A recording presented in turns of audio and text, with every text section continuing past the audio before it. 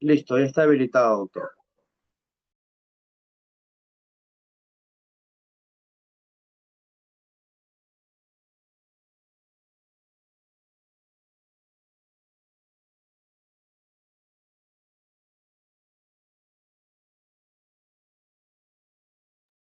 Me confirma si se puede ver que las diapositivas se desplazan. Eh, sí se visualiza y sí se desplaza. Correcto. Bueno, pues muy buenas noches con todos. Agradecido por la invitación a la institución, asimismo agradecido con todos los presentes, estando acá un jueves por la noche, pudiendo de repente estar en mil lugares mejores, pero están atendiendo, esperando que quien les hable le pueda decir algo de interés, ¿no?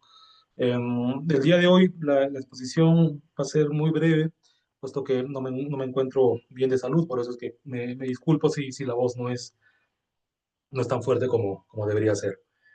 A mí se me ha encargado el tema de la contratación pública.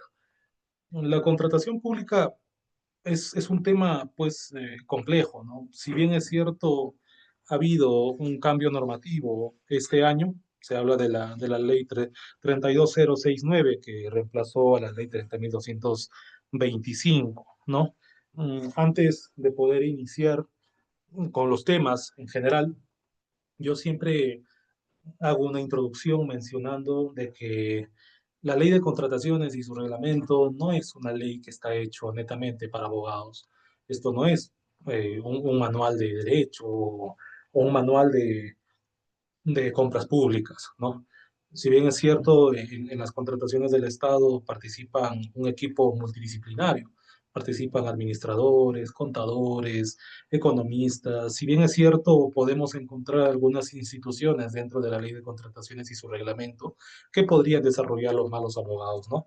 Como la parte de la apelación, como la parte del arbitraje, como la parte de la potestad sancionadora, etcétera, etcétera. Pero en términos generales, esto no es una ley hecha netamente para los abogados. ¿Ok? Entonces, cuando nosotros analizamos la ley de contrataciones, tenemos que tener en claro de que siempre va a estar en modificación. Va a entrar un gobierno, lo va a modificar, ¿no? Sea la ley o sea el reglamento. La modificación y la preparación técnica es fundamental si uno quiere trabajar, ¿no? O quiere operar este tipo de normas sumamente técnicas. Acá a uno no puede llamarle a su amigo, al amigo con quien juega fútbol todos los fines de semana, oye, ven, trabaja acá, vas a poder. No, se necesita trabajo, se necesita entrenamiento, se necesita estudio, lectura y comprensión del sistema de contratación pública. La contratación pública también, dentro de los aspectos generales, debemos mencionar de que si bien la ley, la 30.225 y la nueva ley ahora, la 31069 y su reglamento, es solamente una de las formas en el cual el Estado se puede abastecer de bienes, servicios y obras. Cuando hablamos de contratación pública, esa nomenclatura de contratación pública ya es un tema más general, ¿no? Están los APPs, están las obras por impuesto, los contratos ley, están las concesiones. La más conocida, sí, es la ley de contrataciones, que es lo que vamos a aplicar. Si bien es cierto, las otras contrataciones también requieren preparación y técnica, pero las más conocidas y las que más se aplica es justamente la Ley General de Contrataciones. Entonces, al Estado le dan una serie de potestades. Todas las entidades públicas tienen potestades. Potestad reglamentaria, ¿no? Que va a depender de un reglamento ejecutivo, se le llama, que depende de la dación de una ley. Sale una ley, sale su reglamento, como por ejemplo la ley de contrataciones, como por ejemplo la ley de servir, ¿no? La potestad reglamentaria es la potestad que tiene la administración de poder crear reglamentos. Los hechos administrativos, que son los hechos materiales, ¿no? El cargar expedientes, el de repente el derrumbar alguna casa porque ha infringido alguna norma municipal, etcétera, etcétera. La otra potestad son los contratos administrativos, que es lo que nos interesa en estos momentos. Los contratos administrativos separando en un análisis doctrinal respecto al contrato civil. ¿no? Un contrato administrativo tiene características distintas a un contrato civil. Es importante tener en claro el panorama para poder adentrarnos, o los que quieren de repente adentrarse más, ¿no? Los contratos administrativos normalmente les rige una ley, tiene cláusulas exorbitantes, ¿no? Es el Estado el quien manda. El privado en un contrato administrativo tiene una relación de subordinación, entre otras características. Algunos dicen que es un tema más argentino, pero yo creo que en el Perú tranquilamente se aplica la doctrina de los contratos administrativos. Esto a diferencia de los contratos privados, ¿no? Cuando yo contrato con una persona, no con una entidad, con una persona, pues el contrato tiene que estar de manera bilateral, tiene que estar en igualdad de condiciones, tiene que haber deberes, uno tiene que ganar y el otro también tiene que ganar, ambos tienen que ganar, normalmente sería lo ideal, ¿no? Pero un contrato administrativo no. Y otra característica importante de los contratos administrativos, por ejemplo, es que participa una entidad del Estado y hay dinero del Estado. En un contrato privado no. Yo puedo vender una casa, puedo vender un carro a una persona y no hay dinero del Estado, no es una entidad. O una empresa o entre empresas, ¿no? En el contrato privado. Los actos de administración también es una potestad administrativa que está básica. Eso no es un acto administrativo, actos de administración interna, sería el término completo, que está básicamente enfocado para poder mejorar el servicio o la calidad del servicio dentro de las entidades, ¿no? Y por último, los actos administrativos, que podrían ser, por ejemplo, actos administrativos de gravamen, como el sancionador. Entonces, estas son las potestades. De repente, en doctrina se ha desarrollado otras cuantas, pero no es el propósito de esta clase, ¿no? Sí, muy interesante poder tocar esos aspectos de repente más adelante. El derecho a la contratación pública escapa de una regulación solamente nacional, sino también tiene una regulación internacional. Hay tratados internacionales en el cual el Perú es partícipe, es parte, ha suscrito, que en alguno de sus capítulos tiene regulaciones sobre la contratación pública. Entonces, si es parte de los tratados internacionales, pues tiene rango de ley, por lo tanto tiene que respetar al momento de poder redactar su norma interna, ya sea la ley nueva que tenemos, y su reglamento tiene que respetar acuerdos internacionales en materia de contratación pública, como por ejemplo el tratado entre Perú y Singapur, en el cual menciona que la contratación directa no debe establecer restricciones a la competencia, ¿no? Algo que se ve en la ley y en el reglamento. Evaluación de ofertas debe ser justa y transparente, ¿no? Otras reglas internacionales que tienen que plasmarse en el derecho interno. Derecho a las contrataciones electrónicas, el SEACE, o lo que ya no existe el SEACE, ahora es el PLADICOP, ¿no? El derecho a dar consultas e impugnaciones ante órganos independientes, ¿no? Las impugnaciones, cuando termina la etapa de selección, se da la buena pro y el que no queda conforme con la buena pro, apela. Pero como pueden ver, hay tratados internacionales que van a regular el aspecto normativo nacional. Eso es importante. ¿Qué es la contratación pública? Entonces, ya entramos un poquito más específico, ¿no? La contratación pública es el proceso a través del cual las entidades se van a abastecer de bienes, servicios y obras. ¿A través de qué? ¿Cuál es el corazón? La necesidad, ¿no? ¿Cuál es la palabra técnica de la necesidad? Es el requerimiento, ¿no? Entonces, es justamente esa, ¿no? La finalidad es abastecerse de bienes, servicios y obras. ¿Para qué? Para poder cumplir una finalidad pública. La finalidad pública como un término jurídico indeterminado, ¿no? No se puede dar un concepto exacto de finalidad pública. En todo caso, el concepto de finalidad pública tendría que analizarse respecto a las políticas públicas actuales. De repente, el, han pasado varios presidentes, no voy a dar un ejemplo, no quiero ensuciar la exposición dando ejemplos concretos, pero ha habido presidentes, por ejemplo, que han participado, que han estado, ¿no? En el gobierno, y cada presidente a veces entra con su propia política pública, respetando la Constitución, por supuesto, ¿no? Pero cada gobierno tiene su política pública. Entonces, lo más cercano a la finalidad pública es esa, ¿no? Cumplir con las políticas públicas que los estados o los gobiernos de turno están creando o están trabajando, ¿no? Entonces, ¿quiénes participan en la contratación pública? Por un lado, tenemos la o las entidades públicas y los proveedores. La ley y el reglamento también menciona que en algunos aspectos muy puntuales, la entidad pública puede ser proveedor de otra entidad pública, ¿no? Aunque es muy poco, se ve muy poco, más es la relación entre entidad y privado, ¿no? Pero básicamente son estos dos actores. Algo que se debe mencionar también importante es de que esto es una actividad económica, es netamente económica. Si bien es cierto, se sigue una finalidad, ¿no? Una finalidad pública que es importante, ¿no? Pero el privado, al momento de contratar con el Estado, no está pensando mucho en la finalidad pública, está pensando en todo caso en su finalidad, que es ganar dinero. Por eso es que esta es una actividad netamente económica. Es distinto, por ejemplo, con Servir, ¿no? Con la ley Servir y los procedimientos disciplinarios, en donde sí se aplica, donde sí se discute conductas, ¿no? Hechos. Por eso es que en la ley de contrataciones te pide que tú pagues una garantía si tú quieres apelar, netamente económico. En la ley Servir no es así, ¿no? En la ley Servir se analiza deberes, funciones, conductas. Por lo tanto, si uno quiere apelar, es gratis, no paga ningún derecho. Repito, la contratación pública es un sector, una actividad netamente económica, que si bien es cierto, se vincula con algo muy importante, que es la finalidad pública. Pero lo que la entidad quiere, básicamente, es poder proveerse de lo que necesita al menor costo. Y el contratista lo que quiere es proveer ganando todo lo que se pueda, ¿no? Bien, bajamos ya de manera, bueno, bajamos ya lo más concreto. Las fases del proceso de contratación pública.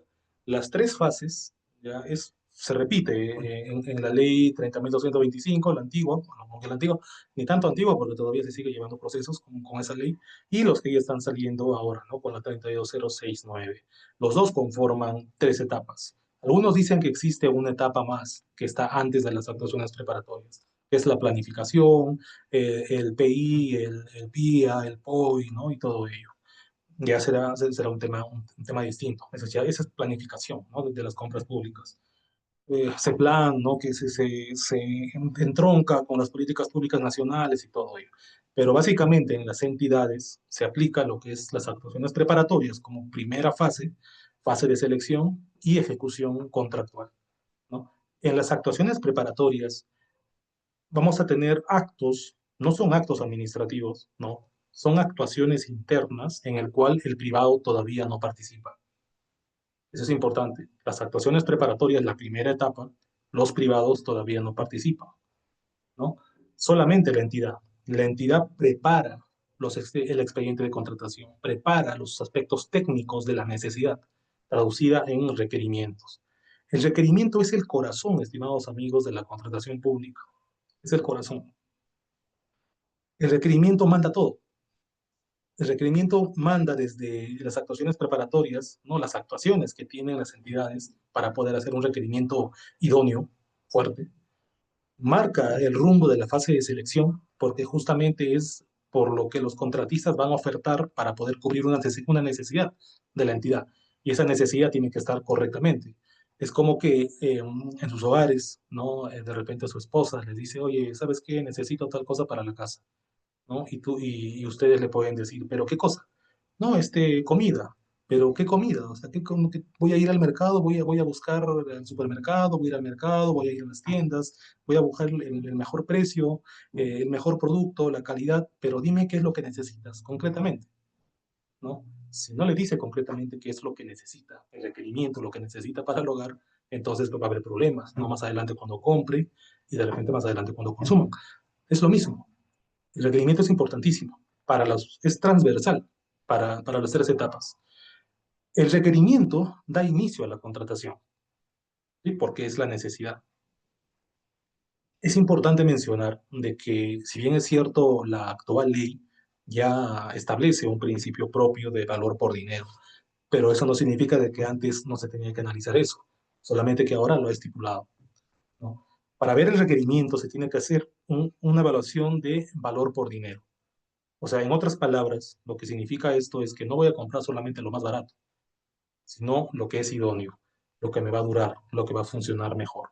Antes, de repente, el aspecto económico lo veía todo, ¿no? Si más barato, me conviene.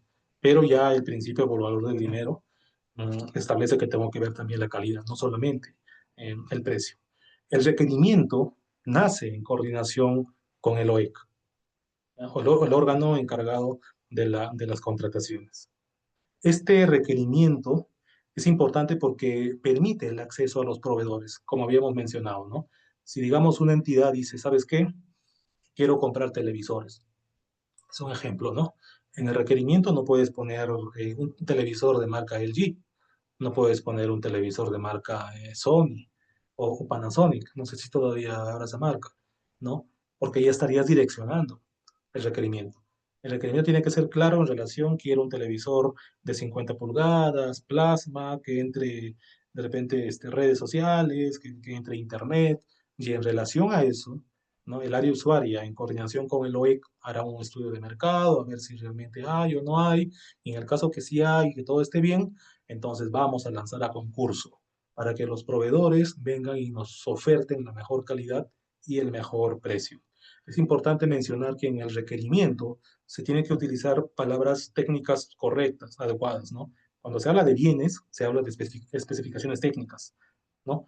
Cuando hablamos de servicios, hablamos de términos de referencia, ¿no? Ya sea para consultoría en general o consultoría de obra, aunque ya con la nueva ley, ¿no? En los términos competitivos y no competitivos, ¿no? Procedimientos competitivos y no competitivos. Cuando hablamos de obras, de la misma manera, ¿no? Hablamos de expediente técnico. Entonces, una vez llevado de manera exitosa todas las actuaciones preparatorias, se culmina con un expediente. Entre ellos, por supuesto, el dinero, la certificación presupuestaria, ¿no? ¿Cómo es que voy a llamar a los contratistas si no tengo dinero? No, ya tengo que tener dinero. Es como, mismo ejemplo, ¿no? Desde la casa te mandan a comprar comida al mercado y tienes que llevar dinero. No, no vas a ir sin dinero, ¿no? Entonces, la misma lógica se aplica en las entidades. Respecto a los sujetos, ¿no? Que van a participar, por supuesto es que el área usuaria, ¿no?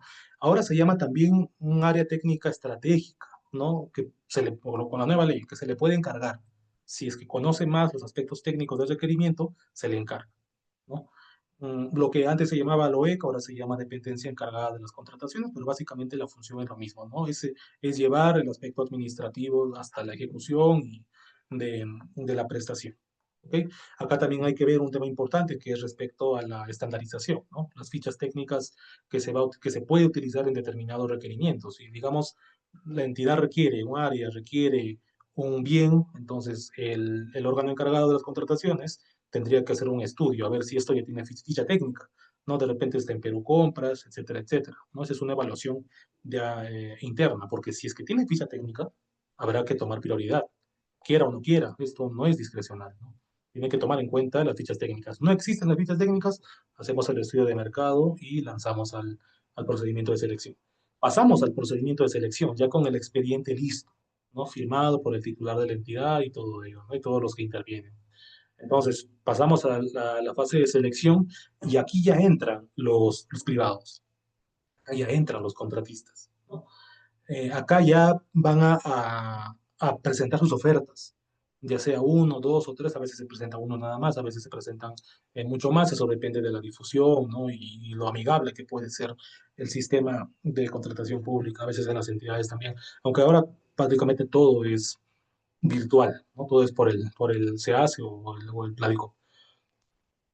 Entonces, bueno, ya en la fase de selección entran los contratistas a poder presentar sus ofertas, ¿no? Las entidades, hay etapas, ¿no? En la fase de selección que nos podríamos demorar toda una clase, ¿no?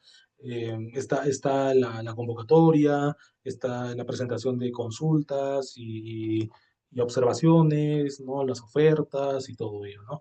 Lo importante es que terminado esta etapa, ¿no? En las sustantas, en el proceso de poder llevar la fase de selección, ¿no? Por parte de la entidad y los órganos encargados, se supone que van a elegir la mejor propuesta, la mejor oferta, ¿no? Siguiendo los requisitos de calificación, siguiendo los requisitos de economía, de experiencia y todo ello, ¿no?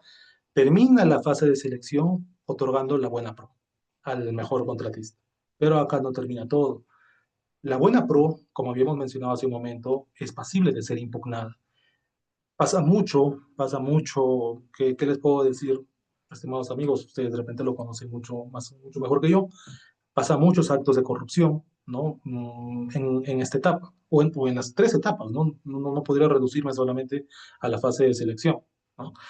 Entonces, lo digo esto porque el principal fiscalizador en un procedimiento de selección no es la Contraloría, no es el mismo OEC, ¿no? Es los propios proveedores que han perdido, que no han ganado la buena prueba. Ellos son los que analizan los documentos, a ver si es que se le ha aprobado el puntaje correcto y todo ello, ¿no? Entonces, ante una disconformidad que pueda tener uno de los proveedores, lo que se hace es apelar, se impugna. Es importante mencionar esto porque la apelación solamente se puede dar en la fase de selección. En la ejecución contractual ya no entra esa figura. La fase de selección se puede apelar, como digo, ¿no? La apelación lo conoce el Tribunal de Contrataciones, las salas del Tribunal de Contrataciones. Se paga una garantía, aunque ya con la nueva ley ha bajado un poco, pero se paga una garantía.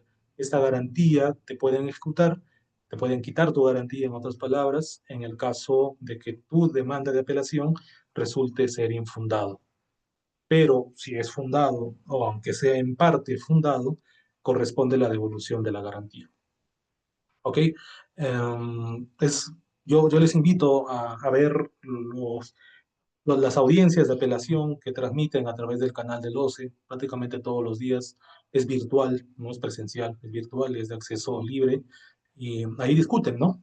Ahí debaten los abogados, muchas veces abogados, la entidad, la parte perdedora, la parte también ganadora, defiende su posición y están ante un colegiado de tres vocales del Tribunal de Contrataciones, ¿no? Entonces, una vez ya obtenido la buena pro, ya sea que quedó consentida o ya sea que quedó firme, ¿no? Entonces ya pasaríamos a la etapa de la ejecución contractual, en donde ya se tiene que ejecutar la prestación, ya sea por el contratista o ya sea por los contratistas en caso de que sea un consorcio, ¿no? La ejecución contractual también tiene sus propias reglas, es muy amplio. En la ejecución contractual muchas veces se tiene que dar una garantía, ¿no? Para que la entidad pueda asegurar que el correcto cumplimiento pueda ser cumplido. Las entidades también a veces dan adelantos directos, ¿no? La idea es que en la ejecución contractual, toda controversia que puede suscitar se tiene que resolver a través del arbitraje. Aquí ya no entra el tema de la apelación. Si bien es cierto, también existe lo que son la JRD, las Juntas de Resolución de Disputas, o disputed boards, lo que llaman también en inglés, ¿no? Pero básicamente no es tanto para poder solucionar, sino para poder prevenir, o debería ser al menos la naturaleza esa, ¿no? De poder prevenir. ¿Correcto? Entonces, toda controversia que se aplique en la ejecución contractual se resuelve a través de un arbitraje. Eh, la prestación tendría que terminar con una conformidad, ¿no? Entrega la prestación al contratista, el Estado puede verlo, dice, ¿sabes qué? Acá encuentro observaciones, así que levántala. Te dan un plazo para poder levantarlo. Pero, sin embargo, el Estado te puede decir también, ¿sabes qué? Está todo perfecto, te doy la conformidad, ¿no? Entonces pasamos a la liquidación, que es el pago. Ya en la ejecución contractual se produce el pago, ¿no? Y termina ahí, entre comillas. Digo entre comillas porque también existe una figura de los vicios ocultos, en el cual puedes ser responsable en caso que tu ejecución sea deficiente y con el tiempo, después de que te dio la conformidad, recién se pueda ver, ¿no? Que también se tendría que dilucidar en todo caso en el arbitraje. Muy bien. Los principios de la ley de contrataciones son un tema muy importante, ¿no? Estos principios de la ley de contrataciones, como dije en un momento, existe un derecho internacional de la contratación pública, ¿no? El hecho de que no existan o no estén positivizados o escritos en la ley alguno de estos principios no significa de que no se pueda aplicar. Se tiene que aplicar igual. Como por ejemplo la novedad del principio de legalidad. No porque ahora recién está plasmado, recién se tiene que aplicar. No, no tiene sentido. Hay principios que también se tienen que aplicar, como por ejemplo el principio de la buena administración, el principio de tipicidad, culpabilidad, en caso de las sanciones, ¿no? Pero bueno, estos principios van a regular en caso que la normativa no plasme alguna solución para el caso concreto. Lo que ustedes pueden ver para los que han aplicado esta norma, ya sea en la parte privada, en la parte pública, la norma puede decir muchas cosas, Pero cuando aterriza en la realidad, realmente es donde podemos ver, ¿no? Si una norma o un cuerpo normativo, la ley, es eficiente o no, o realmente cubre todos los supuestos que pasan en el día a día, cosa que no lo hace, ¿no? En los supuestos del día a día, cuando uno está trabajando en un proyecto, pues hay tantos vacíos legales en el cual una persona preparada y bien entrenada en este tipo en este sector debería utilizar los principios para poder solucionar el problema, ¿no? Así los principios van a servir para poder llenar vacíos, para poder orientar también la contratación y para poder interpretar también las normas que se tiene contenidas. ¿Qué principios tiene la ley de contrataciones? Estos principios, cada vez que ha habido modificatorias, se han ido incluyendo, ¿no? Cada vez incluyendo más principios. Pero como repito, eso no significa de que antes no se tendría que aplicar. Tenemos la libertad de concurrencia. Las entidades promueven el libre acceso y participación de proveedores en los procesos de contratación que realicen, ¿no? Debiendo evitarse exigencias y formalidades costosas e innecesarias. ¿Dónde se podría respetar o dónde se podría asegurar el cumplimiento de este principio? Justamente en el requerimiento, ¿no? El requerimiento, como digo, es el corazón. Manda. Si el requerimiento está bien hecho, entonces vamos a tener concurrencia, ¿no? La gente va a venir para poder competir. Y si hay competencia, hay mejores ofertas. Igualdad de trato. Todos los proveedores deben disponer de las mismas oportunidades para formular sus ofertas. Mismas oportunidades, justamente, ¿no? Y la oportunidad lo da el requerimiento, al no establecer marcas en específico para poder reducir la competencia, ¿no? Encontrándose prohibida la existencia de privilegios o ventajas y en consecuencia el trato discriminatorio manifiesto o encubierto, ¿no? La igualdad de trato no solamente está aplicado o no solamente se ve materializado en la fase de selección cuando se va a hacer la evaluación técnica, económica y de la experiencia, ¿no? Sino también desde el requerimiento, justamente lo que decimos, ¿no? No solamente en el requerimiento, sino también al momento de presentar las ofertas, ¿no? En la convocatoria. No se puede dar ventajas o privilegios a los proveedores. Todos deben tener la misma oportunidad y facilidad por parte de la entidad de poder conocer los documentos, de poder participar. ¿Por qué? ¿Por qué les digo esto? Porque tranquilamente, durante el procedimiento de selección, si un postor gana la buena pro y durante el proceso, en una apelación, o también de oficio la entidad podría conocerlo, ¿no? O también el OS de repente en una de sus fiscalizaciones, ¿no? Si durante el proceso se ha visto de que se ha incurrido una violación al principio de libertad de concurrencia o al principio de igualdad de trato, entonces automáticamente ese proceso se va a declarar nulo y se va a retrotraer hasta el momento que se produjo el vicio. Por eso es importante estar atentos e importante cumplir con todo ello.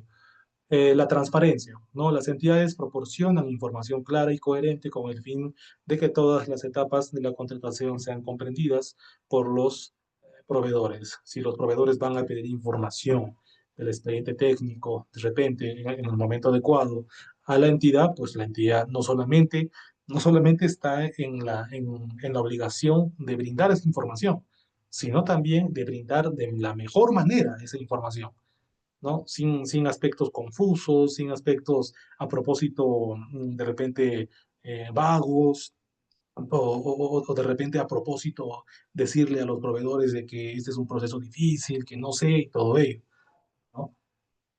Vamos bajando a ver, ¿no? Bien, otro principio es el principio de legalidad, lo que justamente habíamos mencionado, ¿no? El principio de legalidad menciona que las partes involucradas en el proceso de contratación deben actuar con respeto a la Constitución Política del Perú, a la ley y al derecho. Bien, la Constitución en el artículo 76 regula lo que es la contratación pública, ¿no? Pero lo regula de manera general. Menciona que si el Estado quiere proveerse de bienes, servicios u obras, tiene que ser por concurso público o por licitación pública, ¿no?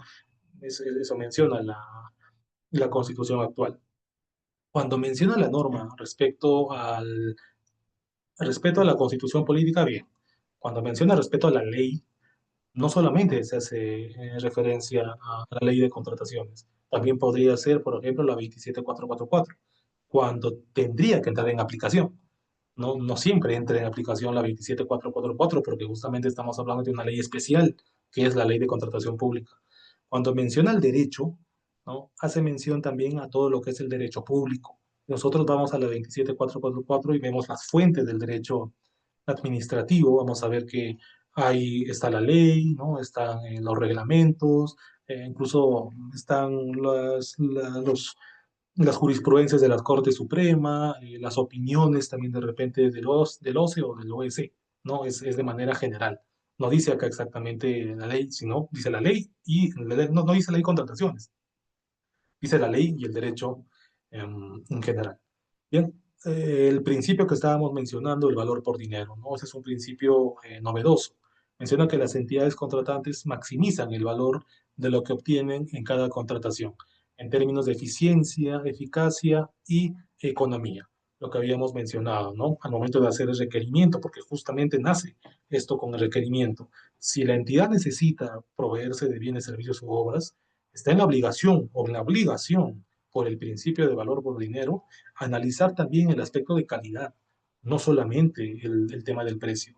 Si, digamos, necesita equipo tecnológico, pues tendrá que pensarlo dos veces y no comprar productos de mala calidad, por ahí de repente productos chinos, ¿no?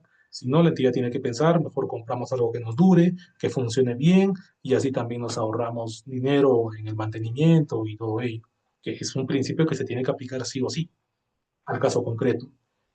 La presunción de veracidad se menciona que las partes involucradas en el proceso de contratación deben actuar con respeto a la constitución política, a la ley y al derecho dentro de las facultades atribuidas, ¿no? Lo que básicamente menciona esto, que tampoco es un principio nuevo, es un principio ya recogido de la 27444, en el cual lo que se dice es de que la entidad va a tomar como cierto los documentos que tú presentes, o sea, tus ofertas, ¿no? Pero bajo la condición de que posteriormente la entidad pueda hacer una fiscalización y ver realmente si los documentos que tú has presentado son verdaderos, no son falsos ni tampoco son inexactos.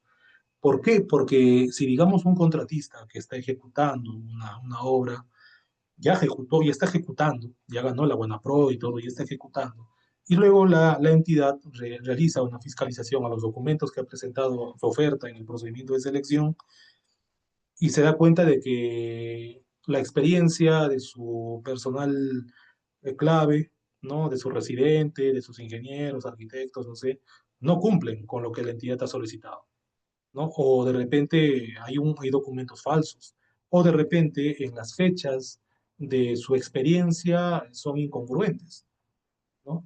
Entonces, la entidad ante eso tiene la facultad, digo que tiene la facultad, no la obligación, eso es importante, la facultad de poder declarar la nulidad de ese contrato, ya en la ejecución contractual, ¿no? Pero si la entidad ve que, bueno, sí, ya sé que ha presentado documento falso, pero yo necesito que culmine con la obra, entonces, bueno, ¿no? Sigue ejecutando sin perjuicio de que voy a comunicar al Tribunal de Contrataciones para que pueda iniciar el procedimiento sancionador. Eso es importante porque muchas veces se cree que la nulidad es una figura obligatoria que tienen que aplicar las entidades. El principio de innovación, igualmente, las entidades contratantes deben promover la innovación a través de contrataciones de bienes, servicios u obras, ¿no? En otras palabras, tecnología, ¿no es cierto? En otras palabras, si, digamos, pueden mejorar la compra, que pueden realizarlo utilizando tecnología o de repente utilizando algo más moderno o de repente mejorando, ¿no? Lo que inicialmente se ha podido, bajo los cánones de la ley, por supuesto, entonces se tendría que aplicar, ¿no? El principio de innovación. Y el principio de causalidad, ¿no? Por último. El principio de causalidad es un principio tampoco que no es nuevo, es un principio traído de la 27444, que básicamente esto regula el aspecto sancionador, ¿no? La causalidad es que yo respondo administrativamente, ¿no? En una sanción respondo responsabilidad administrativa por las cosas que yo he hecho, ¿no? No por las cosas que yo he hecho, que otro ha hecho, perdón, ¿no? Estos, básicamente, ¿por qué se pone? Por el tema de los consorcios, ¿no?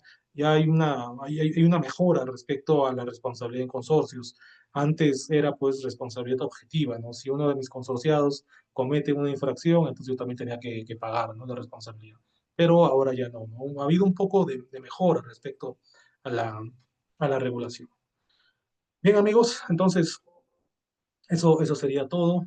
Agradezco mucho la invitación y bueno, como siempre digo, la única recomendación es de que si quieren conocer estos temas, solamente leer, ¿no? Estudiar, leer, prepararse, porque no existe otro camino, ¿no? No existe un atajo, solamente leer la ley, leer las opiniones y bueno, ¿no? Si a los que nos gusta también lo que es el derecho penal, la parte específica de los delitos de corrupción de funcionarios, les aseguro que conocer la ley de contrataciones va a ser mucho más sencillo para que puedan tener éxito en sus casos.